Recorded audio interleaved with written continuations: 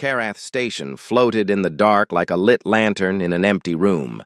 It hung in the cold void at the edge of Galactic Council territory, orbiting a dying red star that had been burning out for 10,000 years.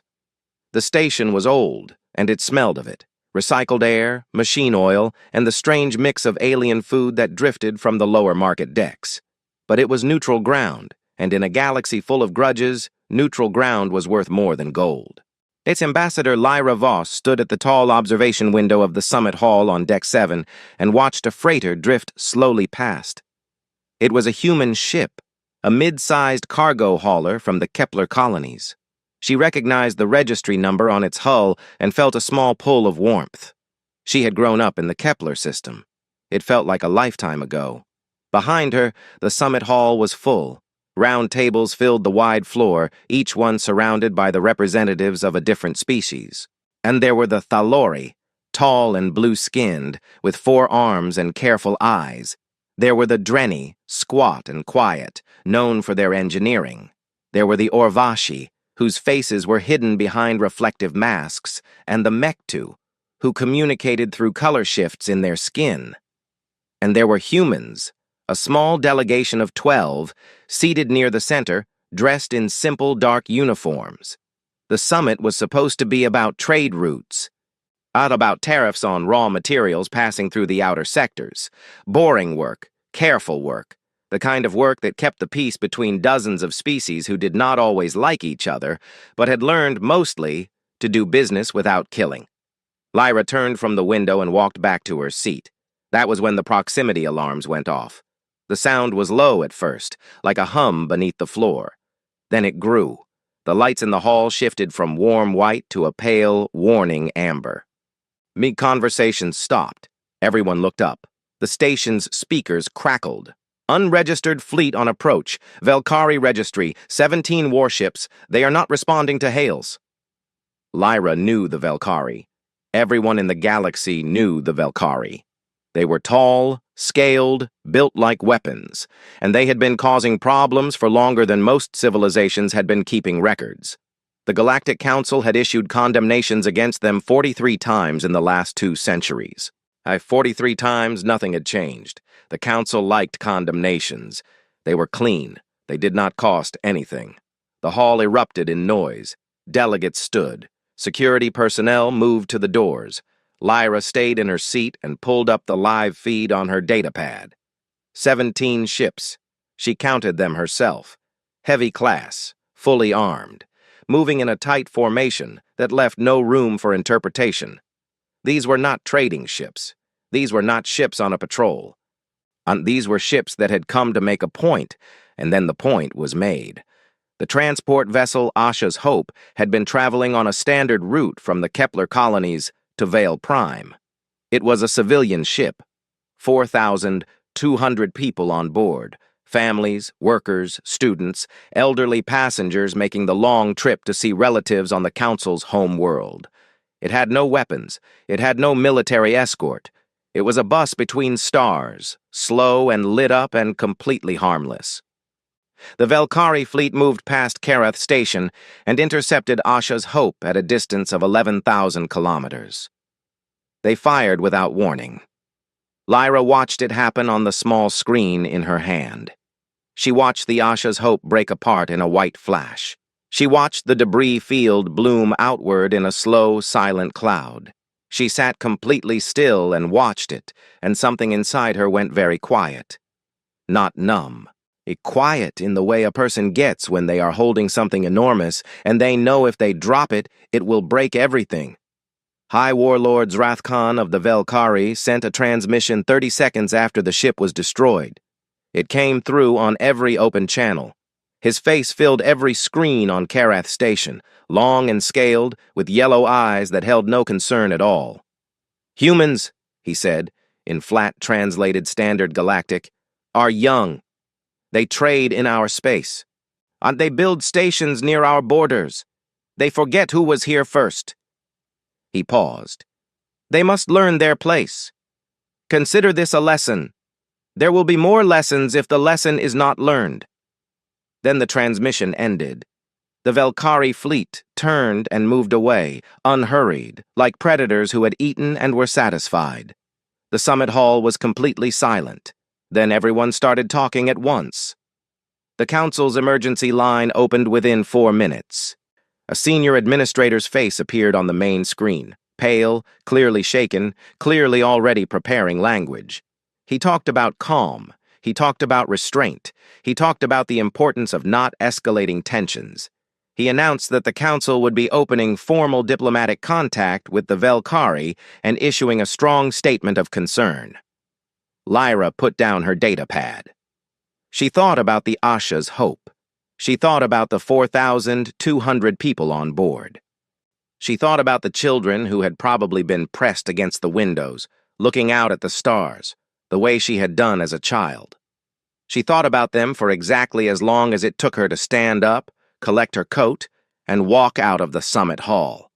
Back on Earth, the news hit every screen within the hour. By the second hour, the streets were quiet, not with panic, not with disorder, and with the particular and specific silence of a people who were listening to something inside themselves. The human interstellar network, which carried everything from entertainment broadcasts to government announcements, went dark at the third hour. The usual programs stopped.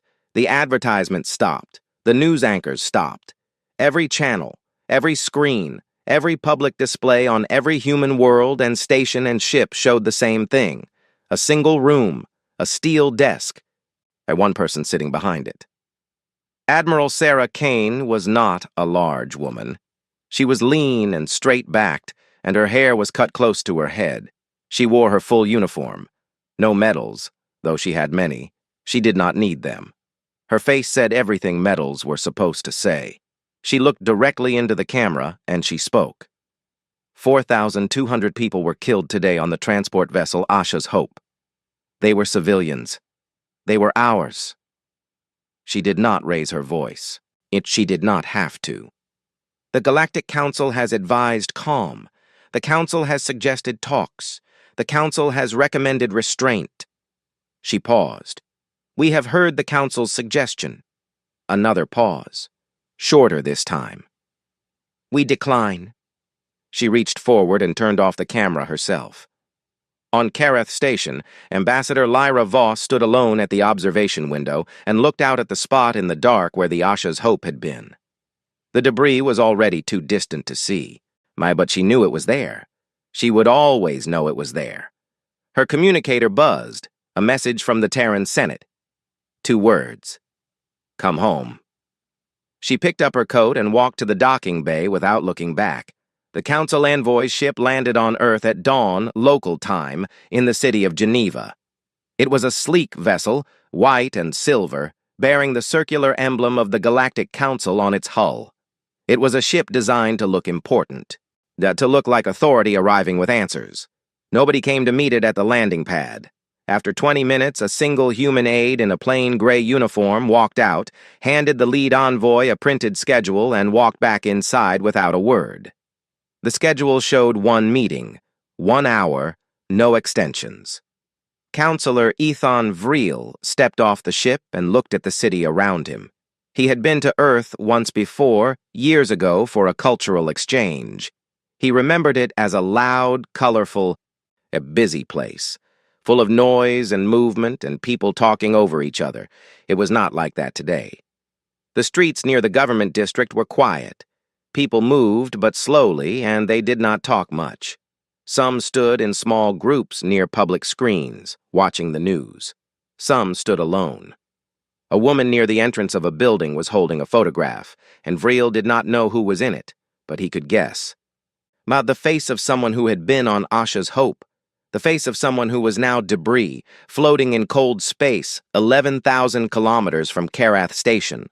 Vreel was not a cruel being. He had spent 40 years in diplomacy because he genuinely believed in peace.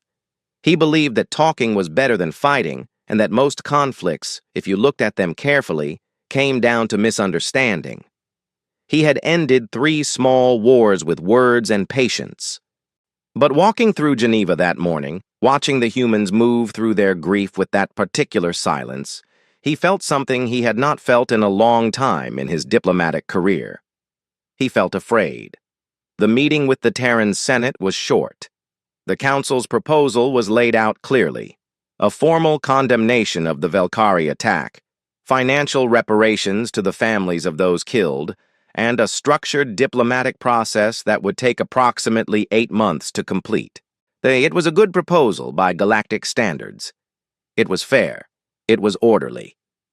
Senator Holm, a tall, older man with white hair and hands that had clearly done physical work at some point in his life, listened to the entire presentation without expression. When it was done, he folded his hands on the table. 8 months, he said. These processes take time, Vreel said carefully. 4,200 people, the senator said. That is how many were on Asha's Hope.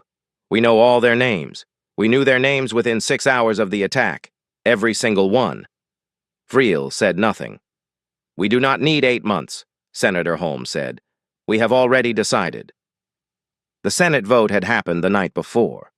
Vreel had been told the result before landing, but seeing the people in the streets made the numbers feel different. 612 votes in favor, 3 against. And the measure passed was not a declaration of war.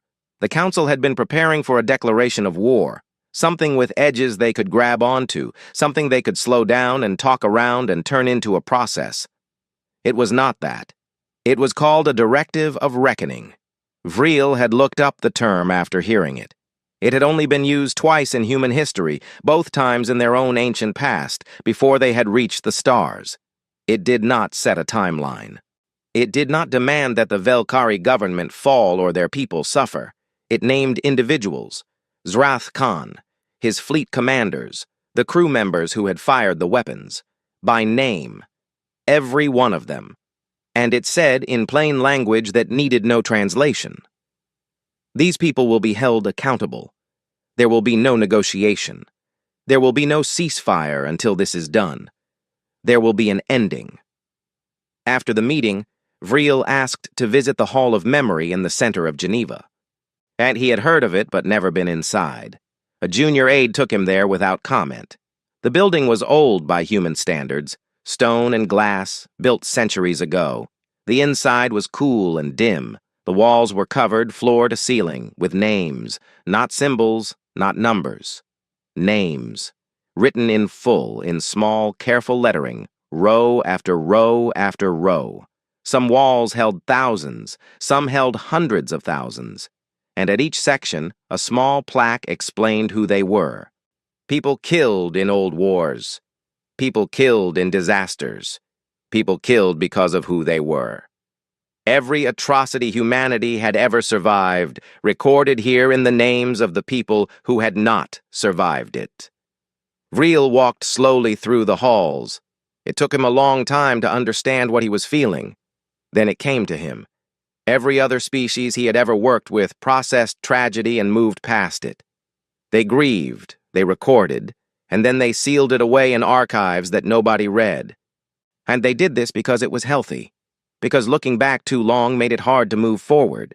Humans did not seal it away.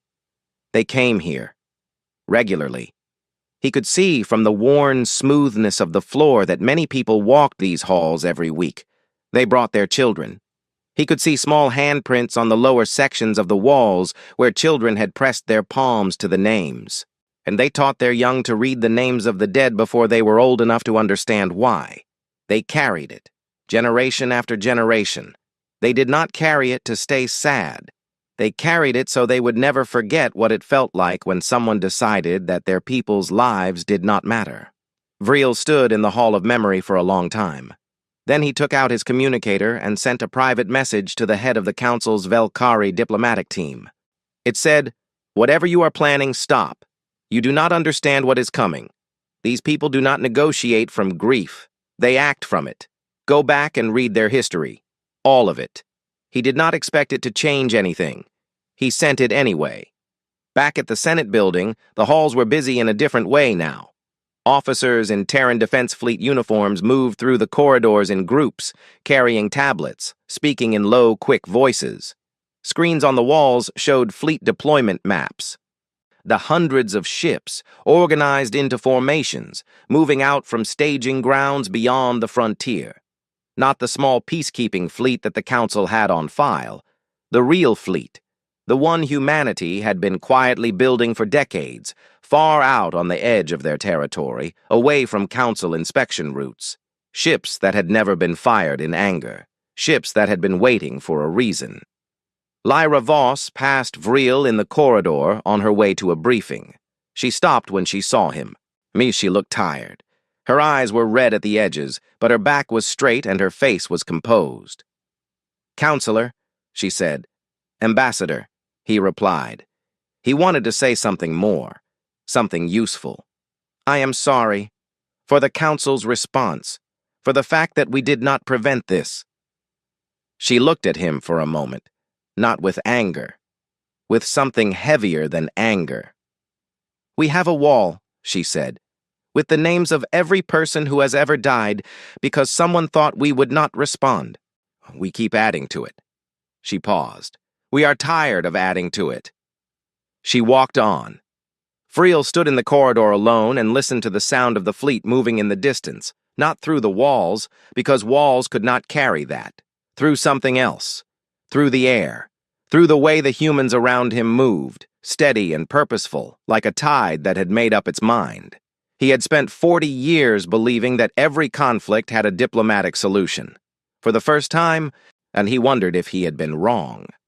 The emergency session of the Galactic Council was the loudest one in living memory. The Grand Chamber on Vale Prime was a wide, circular room with high ceilings and seats arranged in rising tiers around a central speaking floor. It could hold over 300 delegates. Today, it held all of them. Every seat was filled. Every delegation had sent its senior representative. Even species that normally skipped routine sessions had made the journey, because this was not routine, and everyone knew it. The noise when the session opened was like a market and a thunderstorm happening at the same time. Counselor Ethan Vril sat in his seat in the third tier and said nothing. He had submitted his private report to the Council leadership 2 days earlier.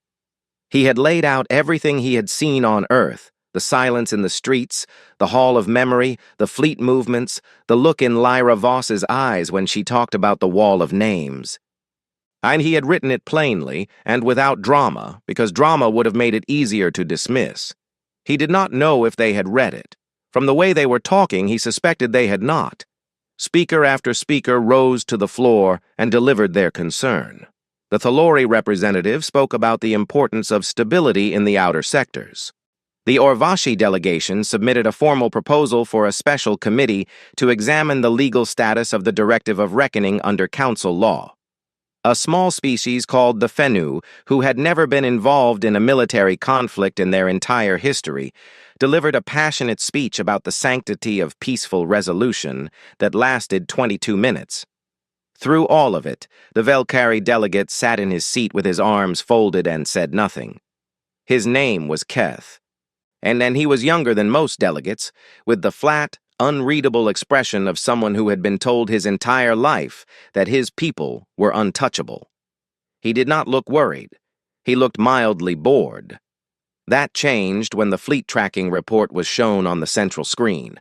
The Council's Deep Space Monitoring Network had picked up the Terran Defense Fleet 2 days ago. Not all of it. The full scope was still being calculated. But enough. Enough to count the capital ships. Enough to trace the formation and know where it was heading. Enough to understand that whatever humanity had been building in the quiet corners of their territory, it was not small. The chamber went quiet for the first time all session. Keth sat forward in his seat. The numbers on the screen were not the numbers the Velkari had in their intelligence files. The Velkari had watched humanity's frontier forces for years. Light patrol ships, mid-class cruisers, adequate for border defense, and nothing more. Not a threat to a Velkari war fleet.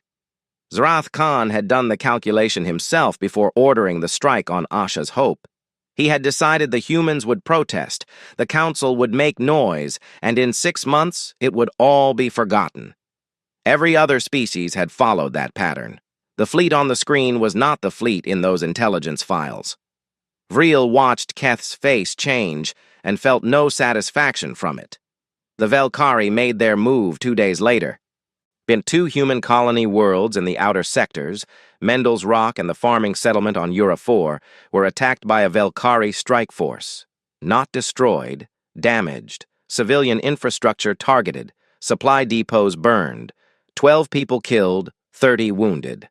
It was a message written in fire and blood designed to tell the galaxy 2 things at once: that the Velkari were not afraid, and that if humanity pressed forward, civilian worlds would suffer.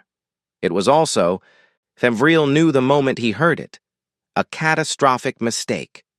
Because the Velkari had built their entire strategy on a belief.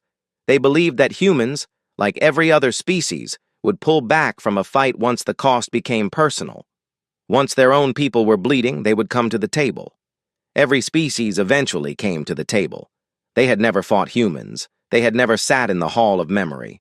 They had never read the history of a people who had been fighting each other, and sometimes losing terribly for 10,000 years, and had never, not once, made a permanent peace by accepting the terms of someone who had killed their people and faced no consequence for it. The council convened again within hours of the colony attacks. This time the mood was different. Panic had replaced politics.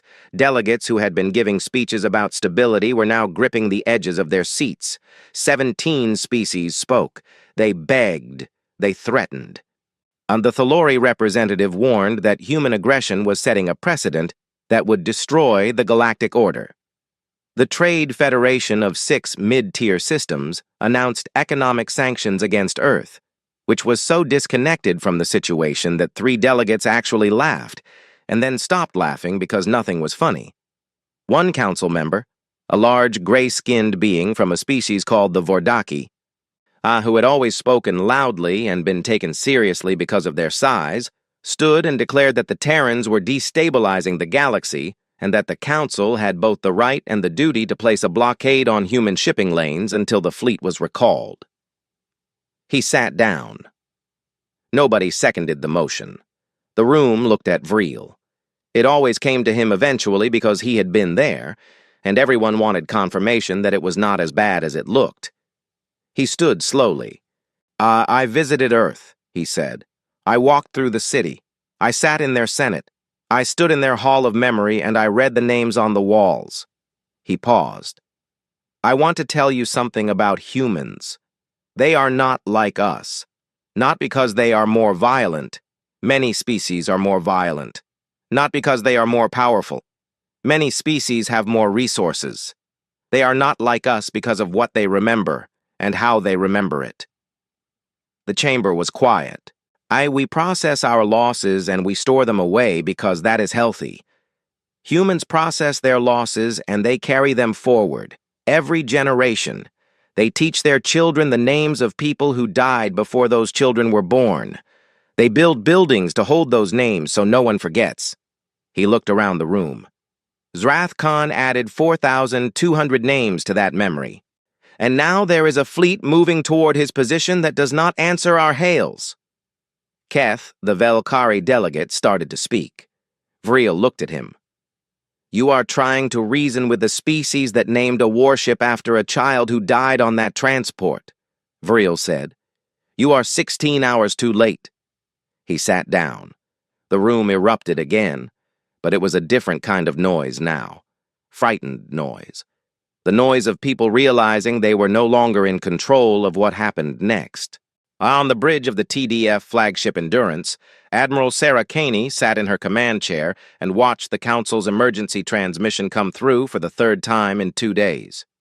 The face of the Council's Secretary-General filled the screen, grave and urgent, asking her to stand down, to allow diplomacy to work, to consider the wider consequences. She watched the whole message. She always watched the whole message. Then she gave a small nod to her communications officer. Now the response was recorded, transmitted, and received at the council chamber in under 4 minutes. Every delegate read it on their personal screens. It said, "We are not at war with the Galactic Council. We are not at war with the Velkari people. We are coming for the individuals named in the Directive of Reckoning. The fleet will not stop. Stand aside, and no one outside that list will be harmed. And then, all because Caney was precise even in war. This is the last communication on this matter. Further hails will not receive a response. The council chamber was very, very quiet. Vreel stared at the message on his screen for a long time. Then he thought about the Hall of Memory, about the worn floor, about the small handprints near the bottom of the walls, where children had pressed their palms to the names. He understood, finally and completely, that the Terran fleet was not moving out of rage. And it was moving out of love, the love of a people for every name they had ever carved into stone, the love of the living for the dead who had been told they did not matter. That, he thought, was the most unstoppable force in the galaxy. The Velkari fortress world of Krath Vel was not a beautiful planet. It was all dark stone and iron-red sky, a world that had been mined and built upon and fortified for 600 years. The cities were heavy things, low to the ground and armored, and because the Velkari had always built for war. Defense platforms orbited it in 3 rings. Fighter bays were cut into the mountains. Every approach was covered. Zrath Khan had stood in the command center of his stronghold the day the fleet entered the system and watched the screens with something he had not felt in a long time. Not fear. He told himself it was not fear. It was assessment, strategic calculation. But the numbers were wrong. The numbers kept being wrong. So every ship count his people sent back was larger than the last estimate. The human fleet had dropped out of faster-than-light travel at the edge of the system in a wide formation. Deliberate, patient, nothing rushed about it. They had not charged in. They had not opened fire immediately. They had simply arrived and held position, like a door that had just been closed. His defense platforms had opened fire first. That was protocol. That was correct.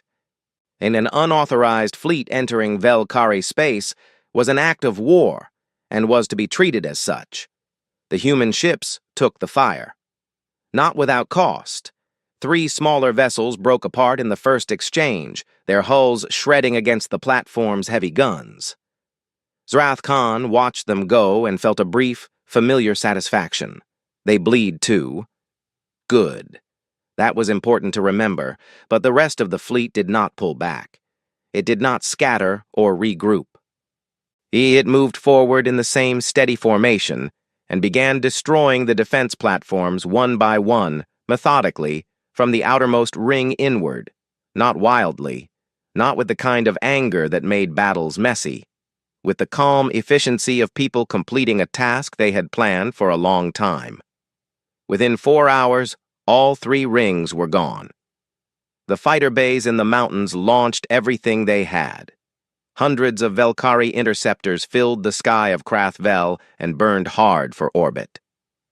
And they were brave pilots. They were trained from birth for this. They hit hard and they hit fast, and they took down 7 more human ships before the fleet's smaller escorts swept them from the sky. By the end of the first day, the human fleet held orbit over Krath Vel entirely unchallenged. Zrath Khan waited for what he knew had to come next.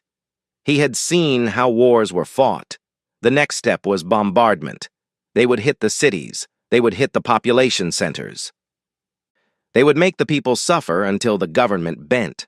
That was how it worked. That was how it had always worked. And if they wanted to break him, that was the tool they had to use. He had contingencies for this. He had population shelters deep in the bedrock. He had emergency broadcasts ready. He had speeches prepared about Velkari's strength and the cost of defying them. The bombardment did not come. Instead, a broadcast. It went out on every frequency. It played in every home, every public space, every military installation on Krath Vel. It was in Standard Galactic, and it had also been translated carefully and correctly into the 3 main Velkari dialects. Zrath Khan heard it in his command center, and his jaw tightened. The voice was calm, female, human. People of Krath Vel, we are not here for you. We do not want your planet. We do not want your cities or your resources or your people. We want the individuals responsible for the destruction of the transport vessel Asha's Hope on the 14th day of this year. High Warlord Zrath Khan, Fleet Commander Vesk, Weapons Officer Drath, and 14 others, whose names we have. Deliver them to us, and we leave your world untouched. Every hour that passes without their surrender, one military installation on this planet will be destroyed. We will not harm civilians. We will not harm non-combatants. We will not stop. The broadcast ended. 10 seconds of silence. Then a military installation in the Eastern Range, an artillery depot that had been mapped and confirmed as non-civilian, went up in a column of white light. Clean, precise. Nothing around it was touched. The city 15 kilometers away barely felt the shockwave. Zrath Khan stared at the screen showing the smoke rising from the depot. He had been in command for 30 years. That he had fought enemies who screamed, and enemies who were cold, and enemies who fought dirty. He had never fought an enemy who destroyed his weapons and left his people unhurt, and then explained, calmly and without anger, exactly what they wanted and what they would keep doing until they got it. He did not have a word for this in Velkari. And there was no word in Velkari for an enemy who was angry enough to come to your world and disciplined enough not to make you pay with blood you had not personally spilled. War, in Velkari culture, was collective. You hit the people. You made the people hurt. You made them choose between their survival and their loyalty to their leaders. Humans had turned that completely upside down. He got on the broadcast and told his people to resist. He called it an invasion. And he called it an attempt to destroy Velkari culture. He used every word he had been trained to use to make people close ranks around their leaders. Some did. His loyal warriors armed themselves and prepared for a ground fight that never came, but most did not. Because the humans had also been broadcasting something else. Quietly, on a low-frequency channel that anyone with a basic receiver could find. Not speeches, not threats. Names. The names of the 4,000, on 200 people killed on Asha's Hope. Read out loud, one by one, slowly in a human voice that did not rush and did not stop. Name after name after name, hour after hour. The workers heard it, the farming communities heard it, the non-warrior castes, who had always been below the notice of men like Zrath Khan, heard it. They sat in their homes and they listened to 4,200 names being read aloud, and they understood, perhaps for the first time in their lives, what their warlord had actually done. On the 40th hour, 3 more military installations had been destroyed. No civilian had been harmed. The city that held Zrath Khan's stronghold was completely untouched. The power was still on. The water still ran. People still moved through the streets. Zrath Khan's senior generals called a meeting without him. It was not a long meeting. They came to his command room in a group. But he read their faces and reached for his weapon, but 4 of them were already positioned, and his hand stopped before it got there. He was not a coward. He was not stupid. He recognized the moment when a calculation was finished. They took him quietly. He was transported to the docking bay in restraints, with 12 of the other 14 named individuals, and handed over to a Terran military shuttle that had been waiting in low orbit with the patience of something that had all the time in the world. The shuttle rose through the red sky of Krathvel without hurry, passed through the cloud layer, and docked with the TDF flagship Endurance. Zrath Khan was taken to a plain white room. Not a cell, exactly. Just a room. He had expected an interrogation. He had expected Admiral Kane. He had prepared himself in the long hours of the transport to show nothing, to give nothing. Ambassador Lyra Voss was sitting at the table when he walked in. She did not stand. She did not speak immediately. She placed a datapad on the table in front of him and turned it so he could see the screen. It showed a photograph, rows and rows of faces, small images, each labeled with a name and an age. He recognized what it was. He had seen the reports. Passenger manifest. Asha's Hope.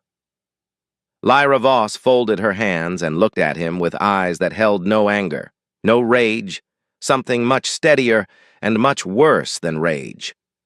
"You will know their names," she said. "All of them. Before anything else happens. You will know their names."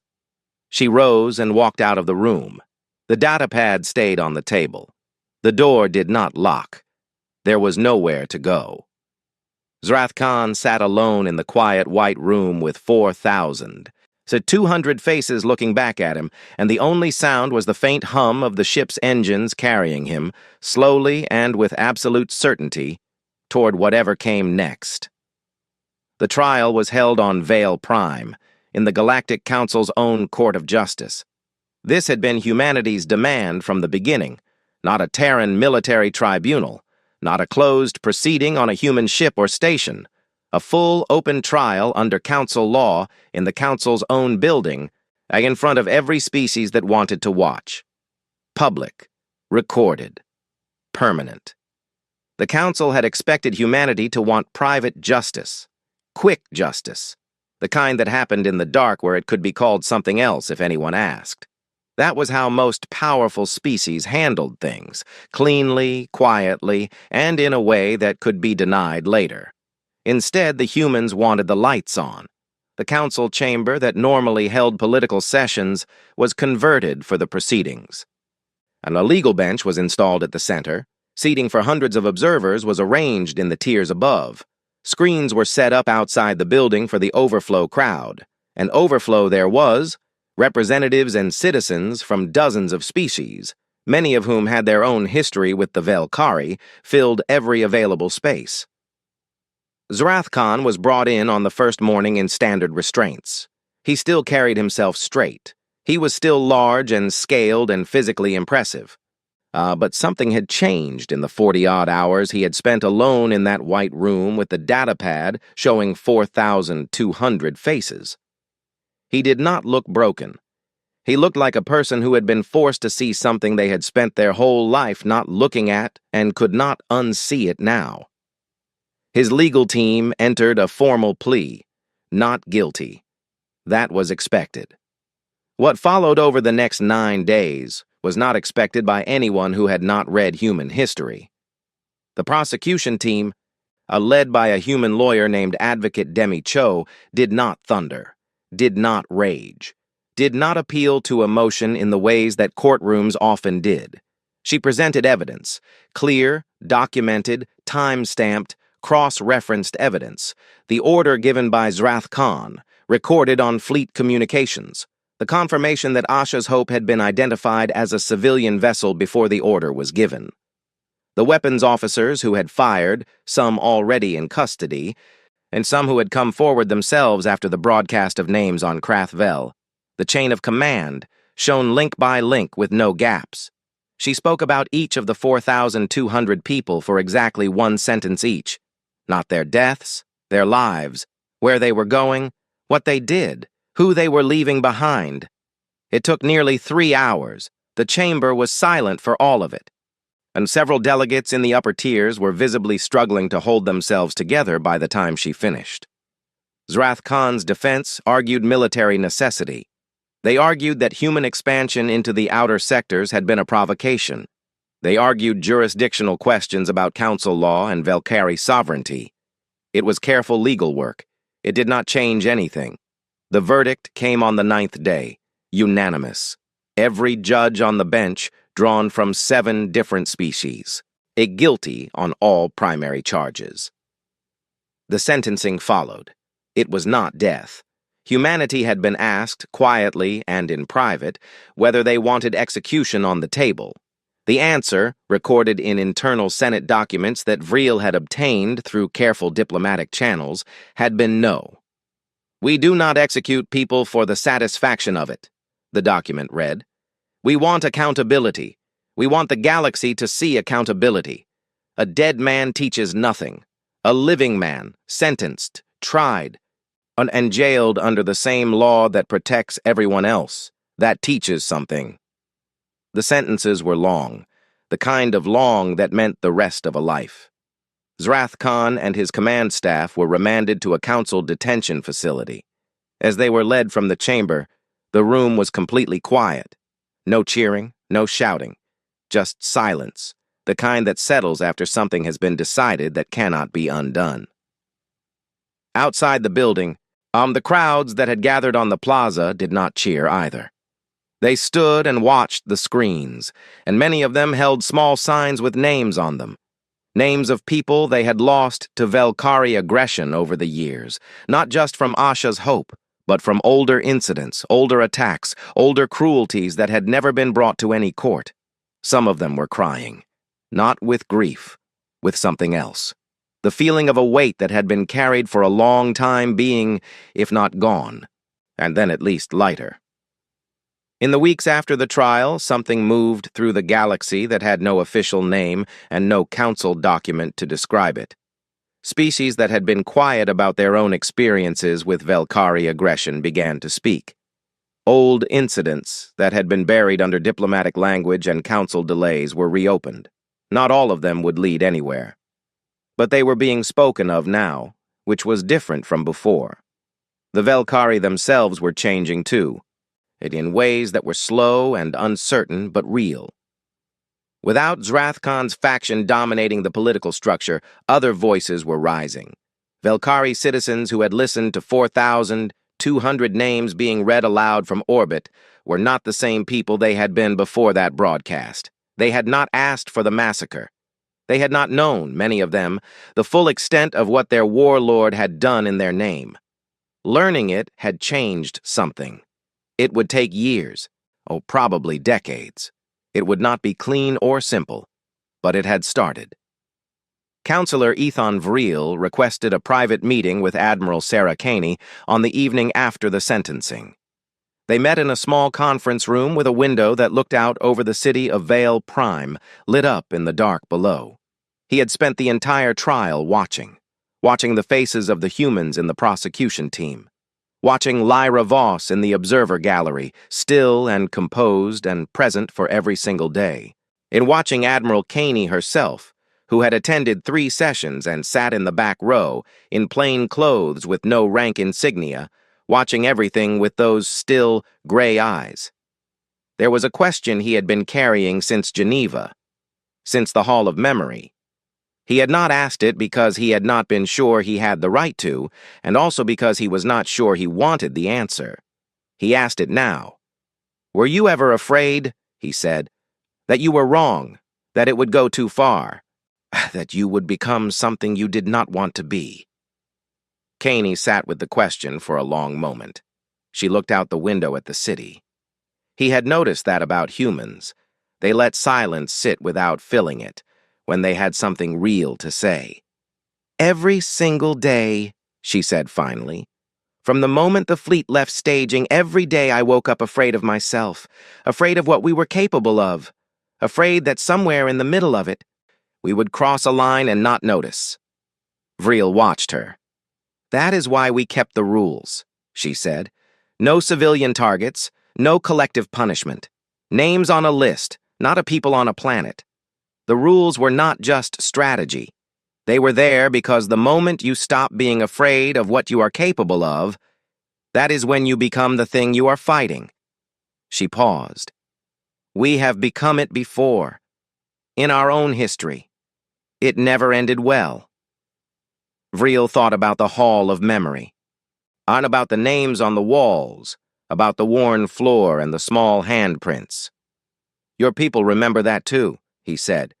"We remember everything," she said. It was not said with pride. It was said with the quiet heaviness of someone carrying something real. That is the point. They sat for a while longer in comfortable quiet, looking out at the city. The trial had changed the way the galaxy thought about humans, not because they had come with a large fleet. Many species had large fleets. Not because they had won. Many species had won wars. It was something else. It was the fact that they had come with overwhelming force and used it with restraint. That they had named individuals and gone after individuals and left everyone else alone. That they had demanded a public trial under shared law instead of private revenge. That they had said with every decision they made from the moment the Asha's hope was destroyed, We are angry. He said, we are not going to let that anger make us cruel. That was the thing that the galaxy would not forget. Back on Earth, in Geneva, a new wing was added to the Hall of Memory. The walls were clean white stone. The names were cut carefully into the surface, small and even and permanent. All 4,200 of them. Every name from the passenger manifest of the Asha's Hope. At the base of the wall, in plain lettering, was a single line. No speech. No declaration. In no warning to anyone who might be watching. Just the truth, the way humans had always told it, plainly, without decoration, in words that anyone could read. We remembered. We came. We did not become them. The hall was open every day. People came. They always came. They would keep coming for as long as there were humans alive who understood that memory was not just something you kept. It was something you kept for.